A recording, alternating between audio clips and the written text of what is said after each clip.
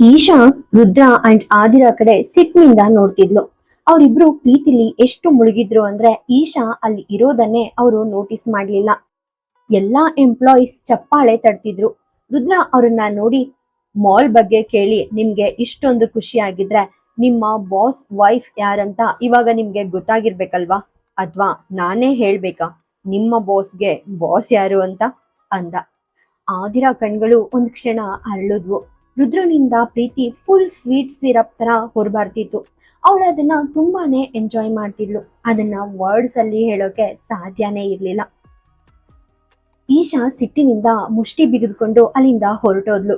ರುದ್ರ ಇದೆಲ್ಲವನ್ನ ಯಾಕೆ ಮಾಡ್ದ ಅಂತ ಅವಳಿಗೆ ಇವಾಗ ಅರ್ಥ ಆಯ್ತು.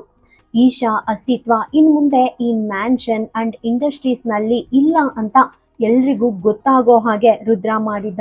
ಇನ್ ಮುಂದೆ ಎಲ್ರ ಕಣ್ಣಲ್ಲೂ ಇರೋದು ಜಸ್ಟ್ ಆದಿರ ಅಂದ್ರೆ ಮಿಸಸ್ ರುದ್ರ ರಾಜವಂಶಿ ಮಾತ್ರ. ಈಶಾ ಕೋಪದಲ್ಲಿ ನಡುತ್ತಾ ತನ್ನ ಕಾರ್ ಹತ್ತಿ ಅಲ್ಲಿಂದ ಹೊರಟು ಹೋದ್ಲು. ದಾರಿಯುದ್ದಕ್ಕೂ ಆದಿರ ಮೇಲೆ ಹೇಗ್ ರಿವೇಂಜ್ ತಗೋಬೇಕು ಅಂತಾನೆ ಅವಳು ಥಿಂಕ್ ಮಾಡ್ತಿದ್ಲು.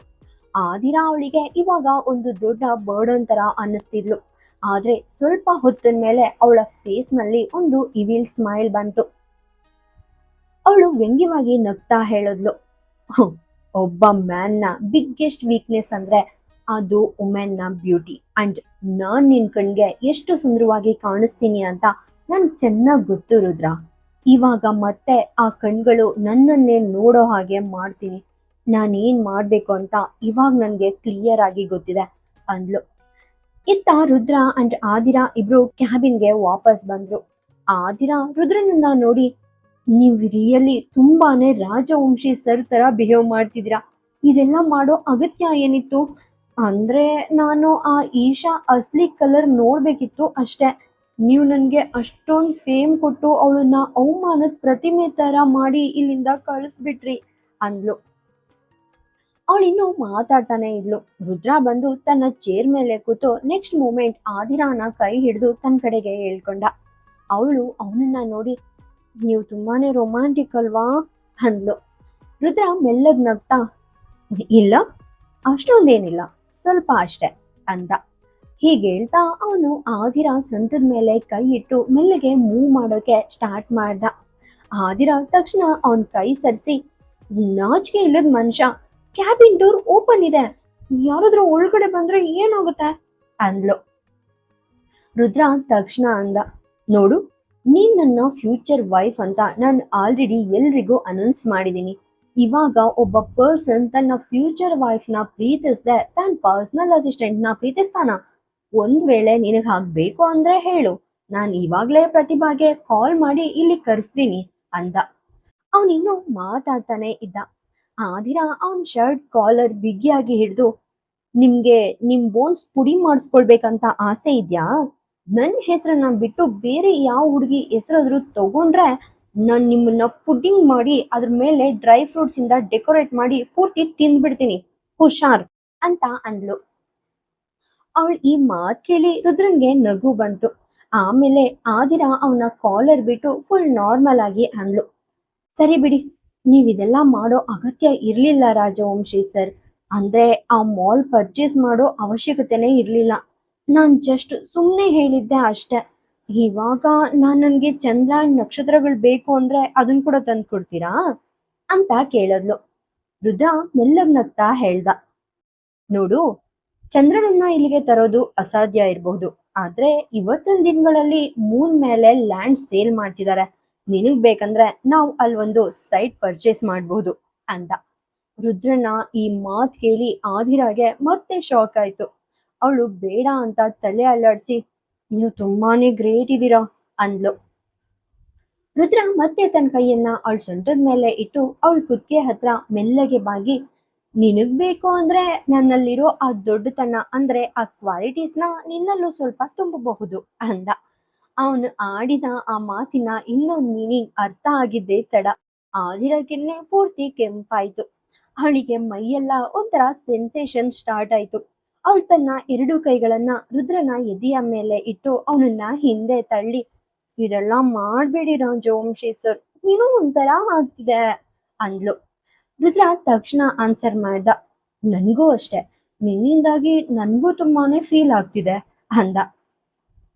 ಆದಿರಾ ಸ್ಮೈಲ್ ಮಾಡ್ತಾ, ಆದ್ರೆ ಈಶಾ ಸುಮ್ನೆ ಕೂತ್ಕೋತಾಳೆ ಅಂತ ನನ್ಗ್ ಅನ್ನಿಸ್ತಿಲ್ಲ. ಅವಳ ಮೈಂಡ್ನಲ್ಲಿ ಇನ್ನೂ ಏನೋ ಪ್ಲಾನ್ ಓಡ್ತಾನೆ ಇರುತ್ತೆ ಅಂದ್ಲು. ರುದ್ರ ನಗ್ತಾ ಅಂದ, ಹಾಗಾದ್ರೆ ಬಿಡು, ಅವಳು ಆಲ್ರೆಡಿ ಒಮ್ಮೆ ನನ್ ಲೈಫ್ ಹಾಳ್ ಮಾಡಿದಾಳೆ.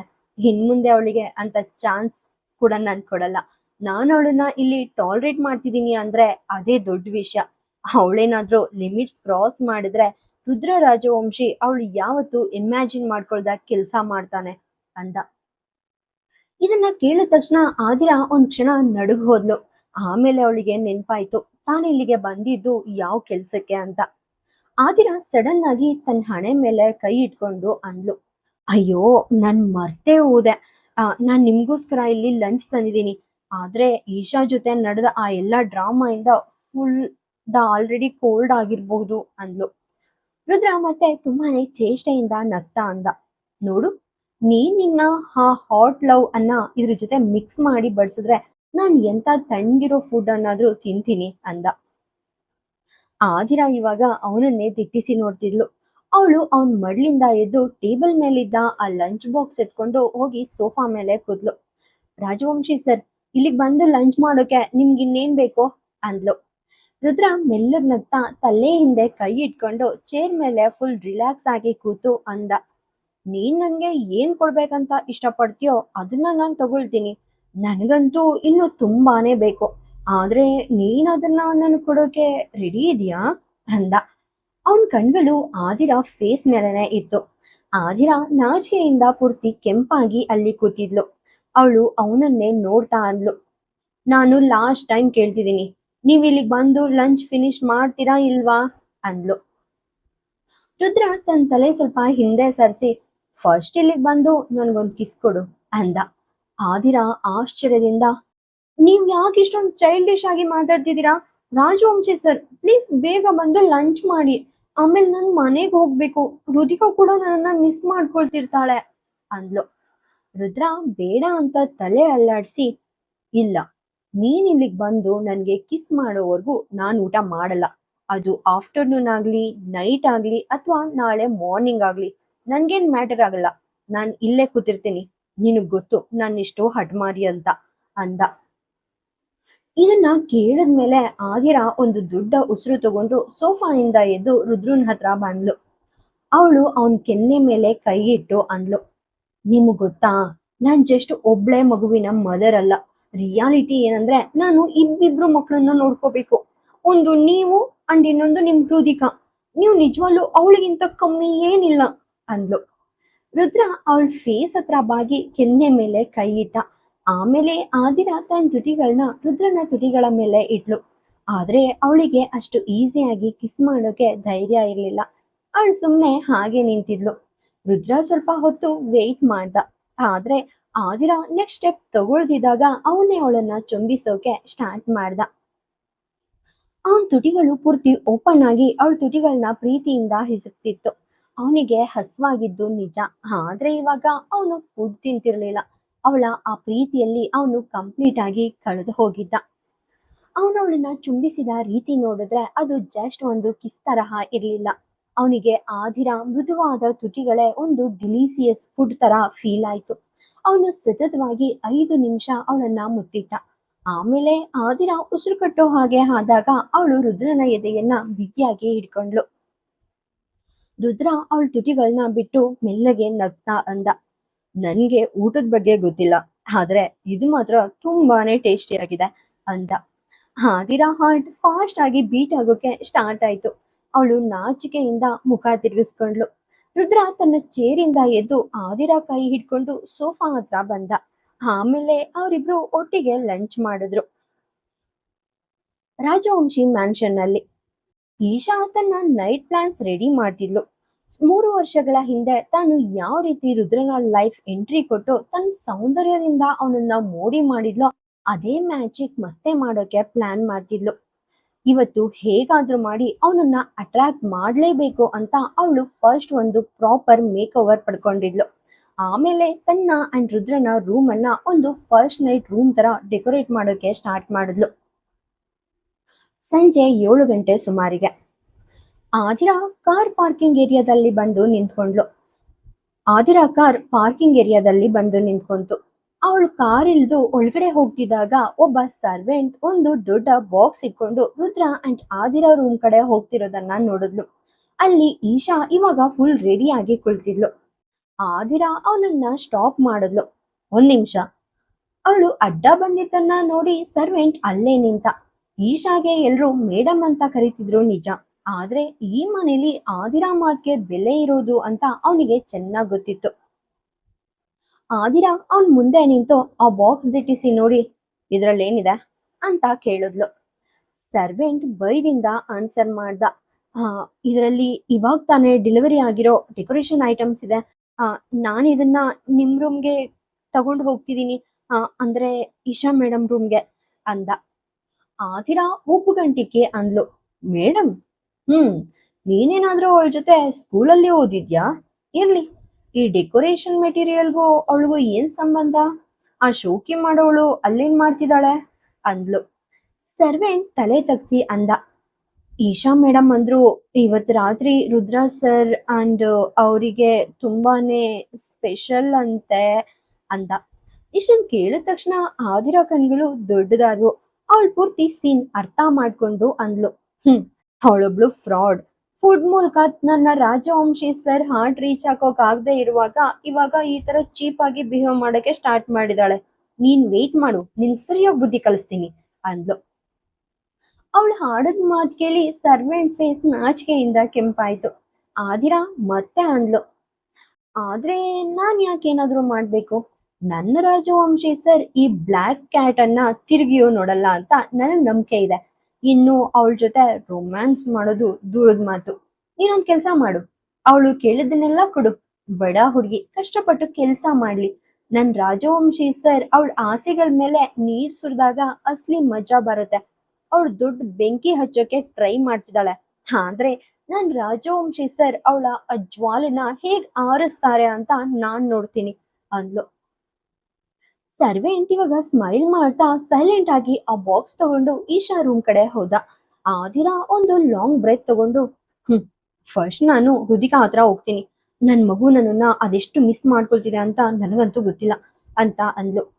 ಹೀಗೆ ಹೇಳ್ತಾ ಅನಿಕಾ ರೂಮ್ ಕಡೆ ನಡೆದ್ಲು. ಅವಳು ರೂಮ್ ಎಂಟ್ರಿ ಕೊಟ್ಟ ತಕ್ಷಣ ಬೆಡ್ ಮೇಲೆ ಆಟ ಆಡ್ತಿದ್ದ ರುದಿಕಾ ಮೇಲೆ ಅವಳು ಕಣ್ ಬಿತ್ತು. ರುದಿಕಾ ಮುಂದೆ ಅವಳ ಎಲ್ಲ ಟಾಯ್ಸ್ ಬಿದ್ದಿದ್ವು. ಅನಿಕಾ ಸೋಫಾ ಮೇಲೆ ಕೂತು ಫೋನ್ ನಲ್ಲಿ ಬ್ಯುಸಿ ಆಗಿದ್ಲು.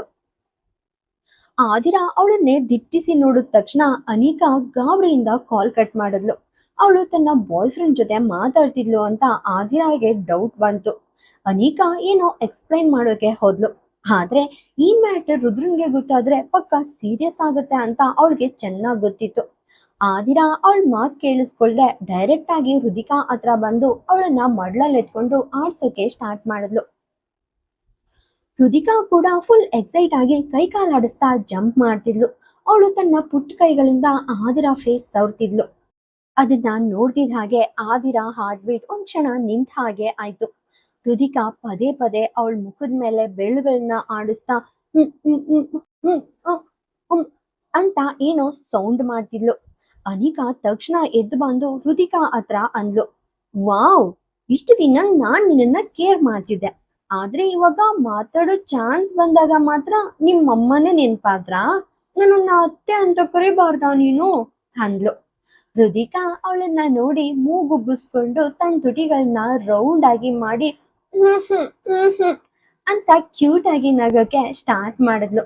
ರಿಯಾಲಿಟಿ ಏನಂದ್ರೆ ರುದಿಕಾ ಫಸ್ಟ್ ಟೈಮ್ ಅವಳನ್ನ ಮಮ್ಮ ಅಂತ ಕರೆಯೋಕೆ ಟ್ರೈ ಮಾಡ್ತಿರೋದು ಆದಿರಾಗೆ ಅವಳ ಲೈಫ್ ನ ಬಿಗ್ಗೆಸ್ಟ್ ಅಂಡ್ ಬ್ಯೂಟಿಫುಲ್ ಮೂಮೆಂಟ್ ತರ ಫೀಲ್ ಆಯ್ತು. ಆದಿರಾ ಇಷ್ಟು ದಿನ ರುದಿಕಾನೇ ಪ್ರಪಂಚ ಅಂತ ಬದುಕಿದ್ಲು, ಆದ್ರೆ ಅವಳ ಬಾಯಿಂದ ಈ ಮಮ್ಮ ಅನ್ನೋ ಮಾತ್ ಕೇಳೋಕೆ ಅವಳು ವೇಟ್ ಮಾಡ್ತಿದ್ದ ಆ ಒಂದು ಕ್ಷಣ ಇವತ್ ಸಿಕ್ಕಿತ್ತು. ಅವಳ ಆ ಹ್ಯಾಪಿನೆಸ್ ಅನ್ನ ವರ್ಡ್ಸ್ ಅಲ್ಲಿ ಹೇಳೋಕೆ ಸಾಧ್ಯನೇ ಇರ್ಲಿಲ್ಲ. ಆದಿರಾ ತುಂಬಾನೇ ಎಕ್ಸೈಟ್ ಆಗಿ ಹೇಳಿದ್ಲು. ಹೃದಿಕಾ ಫಸ್ಟ್ ಟೈಮ್ ನನ್ನನ್ನ ಮಮ್ಮ ಅಂತ ಕರೀತಿದ್ದಾಳೆ ಅಂತ ನಾನು ರಾಜವಂಶಿ ಸರ್ಗೆ ಹೇಳ್ಬೇಕು. ಇಲ್ಲ ಇಲ್ಲ, ನಾನೇ ಬಾಯಿಂದ ಹೇಳೋದಿಲ್ಲ. ಅವ್ರ ಮನೆಗ್ ಬಂದಾಗ ಹೃದಿಕಾ ಬಾಯಿಂದಾನೇ ಮಮ್ಮ ಅಂತ ಕರಿಯೋ ಹಾಗೆ ಮಾಡ್ತೀನಿ. ಅದ್ ಕೇಳೋಕೆ ಇನ್ನೂ ಮಜಾ ಇರುತ್ತೆ. ಆದ್ರೆ ರುದ್ರ ಪಕ್ಕ ತಮಾಷೆ ಮಾಡ್ತಾರೆ. ರುದಿಕಾ ನನ್ನನ್ ಮಾತ್ರ ಮೊಮ್ಮ ಅಂತ ಕರೀತಿದ್ರೆ ಅವ್ರಿಗೆ ಸ್ವಲ್ಪ ಜಲಸಿ ಆಗ್ಬಹುದು. ಅವಳು ಇನ್ನೂ ಅವ್ರನ್ನ ಪಪ್ಪ ಅಂತ ಕರ್ದಿಲ್ಲ ಅಲ್ವಾ? ಸದ್ಯಕ್ ನಾನು ಇದನ್ನ ಎಂಜಾಯ್ ಮಾಡ್ತೀನಿ ಅಂದ್ಲು. ಹೀಗೆ ಹೇಳುವಾಗ ಅವಳ ಫೇಸ್ ನಲ್ಲಿ ಫುಲ್ ನಾಟಿ ಎಕ್ಸ್ಪ್ರೆಷನ್ ಇತ್ತು. ರುದ್ರ ಬರೋದನ್ನೇ ಅವಳು ತುಂಬಾ ಕಾತರದಿಂದ ವೇಟ್ ಮಾಡ್ತಿದ್ಲು. ರುದಿಕಾನ ತುಂಬಾನೇ ಹಗ್ ಮಾಡ್ಕೊಂಡು ನಗ್ತಾ ಹೇಳಿದ್ಲು, ಐ ಲವ್ ಯು ಕಂದಮ್ಮ, I love you so much. ನೀನ್ ನಿಜವಾಗ್ಲೂ ನನ್ನ ಲೈಫ್ಗೆ ಬಂದಿರೋ ದೇವತೆ. ನಾನ್ ನಿನ್ನ ಮದರ್ ಆಗಿರೋದು ಸುಮ್ಮನೆ ಅಲ್ಲ, ನೀನು ನನ್ನ ರಾಜವಂಶಿ ಸರ್ ಅವರ ರಕ್ತ, ಅವ್ರದೇ ಒಂದು ಪಾರ್ಟ್ ನೀನು. ಸೊ ಅವ್ರು ನಿನ್ ಫಾದರ್ ಆದ್ರೆ ನಾನ್ ನಿನ್ ಮದರ್ ಅಂದ್ಲು. ಹೀಗೆ ಹೇಳ್ತಾ ಅವಳು ಮಗುಗೆ ಪದೇ ಪದೇ ಕಿಸ್ ಮಾಡಿದ್ಲು. ಅವಳ ಕಣ್ಣಲ್ಲಿ ಮತ್ತೆ ಪ್ರೀತಿಯ ನೀರ್ ಬಂತು. ಅನಿಕಾ ಇದೆಲ್ಲವನ್ನ ನೋಡಿ ಸ್ಮೈಲ್ ಮಾಡ್ತಿದ್ಲು. ಆದಿರಾ ಅಂಡ್ ರುದ್ರನ್ಗೋಸ್ಕರ ಅವಳಿಗೆ ಸಖತ್ ಖುಷಿ ಆಯ್ತು. ಇನ್ನೊಂದ್ ಕಡೆ ಈಶಾ ರೂಮ್ ಡೆಕೋರೇಟ್ ಮಾಡೋದ್ರಲ್ಲಿ ಬ್ಯುಸಿ ಆಗಿದ್ಲು. ಇಬ್ರು ಮೂವರು ಸರ್ವೆಂಟ್ ಜೊತೆ ಸೇರಿ ರೂಮ್ ಫುಲ್ ರೆಡಿ ಮಾಡಿದ್ಲು. ಇವಾಗ ಆ ರೂಮ್ ನೋಡಿದ್ರೆ ಯಾವ್ದೋ ಸ್ಪೆಷಲ್ ನೈಟ್ ಸೆಟಪ್ ತರ ಇತ್ತು. ಅವಳ ಫೇಸ್ ನಲ್ಲಿ ಒಂದು ವಿಚಿತ್ರವಾದ ನಗು ಇತ್ತು. ಅವಳೊಬ್ಬ ಸರ್ವೆಂಟ್ ಕಡೆ ನೋಡಿ ಹೇಳಿದ್ಲು, ನಿಮ್ ಬಾಸ್ ಮನೆಗ್ ಬಂದ ತಕ್ಷಣ ಅವ್ರನ್ನ ಡೈರೆಕ್ಟ್ ಆಗಿ ಮೇಲೆ ರೂಮ್ ಕಳ್ಸು, ಆಮೇಲೆ ನನ್ಗಿಲ್ಲೇ ಡಿನ್ನರ್ ಕಳ್ಸ್ಕೊಡು ಅಂದ್ಲು. ಸರ್ವೆಂಟ್ ಸರಿ ಅಂತ ತಲೆ ಅಲ್ಲಾಡ್ಸಿ ಅಲ್ಲಿಂದ ಹೋದ. ಈಶಾ ಒಂದು ಲಾಂಗ್ ಬ್ರೆತ್ ತಗೊಂಡು ವಿಕೃತವಾಗಿ ನಗ್ತಾ ಹೇಳಿದ್ಲು, ಇವಾಗ ಎಲ್ಲಿಗೆ ಹೋಗ್ತೀಯ ರುದ್ರ? ನಿನ್ ವೀಕ್ನೆಸ್ ಆಗಿರೋ ನನ್ನ ಈ ಬ್ಯೂಟಿ ಇದೆಯಲ್ಲ, ಇವತ್ ನಾನಿದ್ರ ಕಂಪ್ಲೀಟ್ ಅಡ್ವಾಂಟೇಜ್ ತಗೊಳ್ತೀನಿ ಅಂದ್ಲು. ಹೀಗೆ ಹೇಳ್ತಾ ಅವಳು ಕಬೋರ್ಡಿಂದ ಒಂದು ಬ್ಲಾಕ್ ಕಲರ್ ನೈಟಿ ತಗೊಂಡು ಡ್ರೆಸ್ಸಿಂಗ್ ರೂಮ್ಗೆ ಹೋದ್ಲು. ಆ ಬ್ಲಾಕ್ ಡ್ರೆಸ್ ಹಾಕೊಂಡು ಕನ್ನಡಿ ಮುಂದೆ ನಿಂತು ತನ್ನನ್ ತಾನೇ ನೋಡಿ ಫುಲ್ ಪ್ರೌಡ್ ಆಗಿ ಫೀಲ್ ಆದ್ಲು.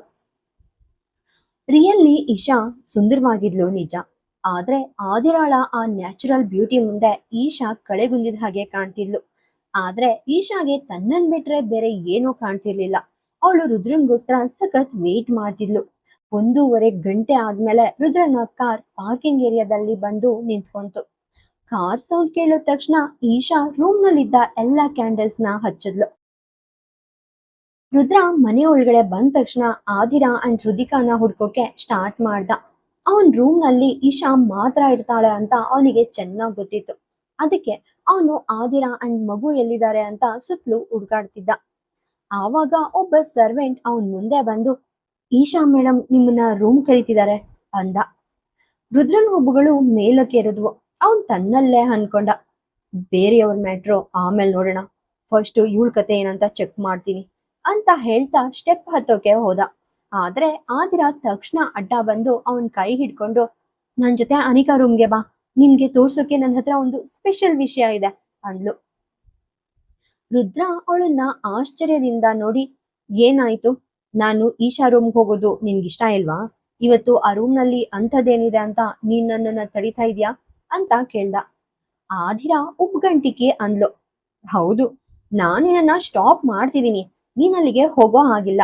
ಯಾಕಂದ್ರೆ ನೀನ್ ಇವಾಗ ನನ್ ಜೊತೆ ಅನಿಕಾ ರೂಮ್ಗೆ ಬರ್ತಿದ್ಯಾ, ನನ್ ನಿನ್ ಹತ್ರ ತುಂಬಾನೇ ಇಂಪಾರ್ಟೆಂಟ್ ಕೆಲ್ಸ ಇದೆ, ಸೊ ಸುಮ್ನೆ ಬಾ ಅಂತ ಅವನನ್ನ ಎಳೆಯೋಕೆ ಸ್ಟಾರ್ಟ್ ಮಾಡಿದ್ಲು. ರುದ್ರನ್ಗೆ ಇವಾಗ ಡೌಟ್ ಜಾಸ್ತಿ ಆಯ್ತು. ಆದಿರ ಯಾಕೆ ಇಷ್ಟೊಂದು ಹಠ ಮಾಡ್ತಿದ್ದಾಳೆ ಅಂತ ಅವನಿಗೆ ಅರ್ಥ ಆಗ್ಲಿಲ್ಲ. ಬಹುಶಃ ಈಶಾ ರೂಮ್ಗೆ ಹೋಗೋದನ್ನ ತಡಿಯೋಕೆ ಅವಳು ಹೀಗ್ ಮಾಡ್ತಿದ್ದಾಳೆ ಅಂತ ಅನ್ಕೊಂಡು ಅವಳನ್ನ ಇನ್ನು ಕಾಡೋಕೆ ಪ್ಲಾನ್ ಮಾಡ್ದ. ಸರ್ವೆಂಟ್ ರುದ್ರನ ನೋಡಿ ಅಂದ, ಆಕ್ಚುಲಿ ಸರ್, ಈಶಾ ಮೇಡಮ್ ನಿಮ್ಗೋಸ್ಕರ ಒಂದು ಸರ್ಪ್ರೈಸ್ ಪ್ಲಾನ್ ಮಾಡಿದ್ದಾರೆ. ಅದೆಂತ ಸರ್ಪ್ರೈಸ್ ಅಂತ ನಿಮ್ಗೆ ಅರ್ಥ ಆಗಿರ್ಬೇಕಲ್ಲ ಅಂದ. ಸರ್ವೆಂಟ್ ಮಾತ್ ಕೇಳಿ ರುದ್ರನ್ ಫೇಸ್ ನಲ್ಲಿ ಇನ್ನು ಜಾಸ್ತಿ ಚೇಷ್ಟೆಯ ನಗು ಬಂತು. ಆದಿರ ಅವನನ್ನ ನೋಡಿ, ಫಸ್ಟ್ ನಿನ್ಗೆ ಒಂದ್ ಸರ್ಪ್ರೈಸ್ ಕೊಡ್ತೀನಿ, ನಿನ್ಗೆ ಈ ಮನೇಲಿ ಕೆಲ್ಸ ಮಾಡಕ್ ಇಂಟ್ರೆಸ್ಟ್ ಇಲ್ಲ ಅನ್ಸುತ್ತೆ, ವೇಟ್ ಮಾಡು, ನಾಳೆನೆ ನಿನ್ನನ್ನ ಇಲ್ಲಿಂದ ಹೊರಗ್ ಕಳಿಸ್ತೀನಿ, ನಿನ್ಗೋಸ್ಕರ ನಾನೇ ಒಂದ್ ಬಿಗ್ ಸರ್ಪ್ರೈಸ್ ರೆಡಿ ಮಾಡಿದೀನಿ, ಇವಾಗ ಇಲ್ಲಿಂದ ಹೋಗು, ಇಲ್ದಿದ್ರೆ ನಾಳೆ ಮಾರ್ನಿಂಗ್ ವರ್ಗು ನಾನು ವೇಟ್ ಮಾಡಲ್ಲ, ಇವಾಗ್ಲೇ ನಿನ್ನನ್ನ ಹೊರಗ್ ದಬ್ತೀನಿ ಅಂದ್ಲು. ಅವಳು ವಾರ್ನಿಂಗ್ಗೆ ಸರ್ವೆಂಟ್ ಪೂರ್ತಿ ನಡುಗ್ ಹೋಗಿ ಅಲ್ಲಿಂದ ಎಸ್ಕೇಪ್ ಆದ. ರುದ್ರ ಇವಾಗ ಆದಿರಾನ ತುಂಬಾನೇ ನಾಟಿ ಕಣ್ಗಳಿಂದ ನೋಡ್ತಾ ಅಂದ, ನೀನ್ ಯಾಕೆ ನನ್ನನ್ನ ಈಶಾ ಹತ್ರ ಹೋಗೋಕ್ ಬಿಡ್ತಿಲ್ಲ ಅಂತ ಇವಾಗ ಅರ್ಥ ಆಯ್ತು. ಹೋ, ಇಷ್ಟೊಂದ್ ಜಲಸಿ ನಿನ್ಗೆ ಅಂದ. ಆದಿರ ಸಿಟ್ನಿಂದ, ನನ್ಗೇನ್ ಜಲಸಿ ಇಲ್ಲ, ಅಂಡ್ ಹೇಗಿದ್ರು ನಾನ್ ನಿನ್ನ ಸ್ಟಾಪ್ ಮಾಡ್ದಿದ್ರೆ ನೀನ್ ಅವಳ ಹತ್ರ ಹೋಗ್ತೀಯಾ? ಅವಳು ನಿನ್ಗೋಸ್ಕರ ಸರ್ಪ್ರೈಸ್ ಪ್ಲಾನ್ ಮಾಡ್ತಿದ್ದಾಳೆ ಅಂದ್ರೆ ಅದು ಎಂತದಂತ ನಿನ್ಗೂ ಗೊತ್ತು, ನನ್ಗೂ ಗೊತ್ತು. ಇವಾಗ ಹೇಳು, ನೀನ್ ಅವಳ ಹತ್ರ ಹೋಗ್ತೀಯಾ ಅಂತ ಕೇಳಿದ್ಲು. ರುದ್ರ ಮೆಲ್ಲಗ್ ನಗ್ತಾ ಅಂದ, ಅವಳ ಹತ್ರ ಹೋಗೋದ್ರಲ್ಲಿ ಏನಿದೆ ಪ್ರಾಬ್ಲಮ್? ಅವಳು ನನ್ಗೆ ಏನಾದ್ರೂ ಕೊಡ್ಬೇಕಂತ ಇಷ್ಟಪಟ್ರೆ ಅದನ್ನ ಈಸ್ಕೊಳ್ಳೋದು ನನ್ ಡ್ಯೂಟಿ. ಅವಳು ನನ್ಗೆ ಲವ್ ಕೊಡೋಕ್ ಬಂದ್ರೆ ನಾನು ಅದನ್ನ ಕೂಡ ಅಕ್ಸೆಪ್ಟ್ ಮಾಡ್ಬೇಕಲ್ವಾ ಮಿಸ್ ಆದಿರಾ ಅಂದ. ಅವಳನ್ನ ಮಿಸ್ ಆದಿರಾ ಅಂತ ಕರೆಯೋದನ್ನ ಕೇಳಿ ಆದಿರಾಗೆ ಇನ್ನು ಕೋಪ ಬಂತು. ರುದ್ರ ಇವಾಗ ಮುಖ ತಿರುಗಿಸ್ಕೊಂಡು ಕಂಪ್ಲೇಂಟ್ ಮಾಡೋ ತರ ಅಂದ, ಹೇಗಿದ್ರು ನೀನ್ ನನ್ಗೆ ಏನೂ ಕೊಡಲ್ಲ, ಅಂದ್ರೆ ನಿನ್ ಪ್ರೀತಿನೇ ನನಗ್ ಸಿಗಲ್ಲ ಅಂದ. ಆದಿರಾ ಇವಾಗ ಅವನ್ ಮಾತಿನ ಇನ್ನೊಂದ್ ಮೀನಿಂಗ್ ಚೆನ್ನಾಗ್ ಅರ್ಥ ಮಾಡ್ಕೊಂಡ್ಲು. ಅವಳು ಸಿಟ್ಟಿನಿಂದ, ನಾನು ಅದನ್ನ ಇವಾಗ್ಲೇ ನಿನಗ್ ಕೊಡ್ಲಾ ಅಂದ್ಲು. ರುದ್ರ ಮೆಲ್ಲಗ್ ನಗ್ತಾ ತನ್ನ ತುಟಿಗಳನ್ನ ಹಲ್ಲಿನಿಂದ ಕಚ್ಚಿ, ಇವಾಗ ನಾನೇನ್ ಹೇಳಿ, ನಿನ್ನ ಆ ಲವ್ ಪಡೆಯೋಕೆ ನಾನೆಷ್ಟು ವೇಟ್ ಮಾಡ್ತಿದ್ದೀನಿ ಅಂತ ನಿನಗ್ ಗೊತ್ತಿಲ್ಲ ಅಂದ. ಆದಿರಾ ಅವನ ಡ್ರಾಮಾನ ಚೆನ್ನಾಗ್ ಅರ್ಥ ಮಾಡ್ಕೊಂಡ್ಲು. ಅವಳು ಮತ್ತೆ ಅವನ್ ಕೈ ಹಿಡ್ದು, ಜಾಸ್ತಿ ಸೀನ್ ಕ್ರಿಯೇಟ್ ಮಾಡ್ಬೇಡ, ಸುಮ್ನೆ ನನ್ ಜೊತೆ ಬಾ ಅಂದ್ಲು. ಆದ್ರೆ ರುದ್ರ ಅವಳ ಕೈಯನ್ನ ಸರಿಸಿ ಅಂದ, ಆದ್ರೆ ನಾನ್ ಫಸ್ಟು ಈಶಾ ಹತ್ರ ಹೋಗ್ತೀನಿ. ಅವಳು ನನ್ನನ್ನ ಪಡೆಯೋಕೆ ಎಷ್ಟು ಎಫರ್ಟ್ ಆಗ್ತಿದ್ದಾಳೆ ಅಂತ ನಾನ್ ನೋಡ್ತೀನಿ. ಒಂದ್ ವೇಳೆ ಅವಳ ಆಸೆಗಳು ಸ್ಟ್ರಾಂಗ್ ಆಗಿದ್ರೆ ಅದನ್ನ ಪೂರೈಸೋದ್ರಲ್ಲಿ ತಪ್ಪೇನಿದೆ? ಹೇಗಿದ್ರು ಇದೆಲ್ಲ ನಮ್ಗೆ ಫಸ್ಟ್ ಟೈಮ್ ಏನಲ್ಲ ಅಲ್ವಾ? ತುಂಬಾ ವರ್ಷಗಳ ಹಿಂದೆನೆ ಇದೆಲ್ಲ ಆಗಿದೆ. ಇವಾಗ ಇನ್ನೊಂದ್ಸಲ ಆದ್ರೆ ಏನಂತೆ ಅಂದ. ಹೀಗೆ ಹೇಳ್ತಾ ಅವನ್ ನಗ್ತಾ ಸ್ಟೆಪ್ಸ್ ಹತ್ತೋಕೆ ಸ್ಟಾರ್ಟ್ ಮಾಡ್ದ. ಆದಿರಾ ಅವನನ್ನ ತುಂಬಾನೇ ಸಿಟ್ಟಿನಿಂದ ನೋಡ್ತಾ ಇದ್ಲು.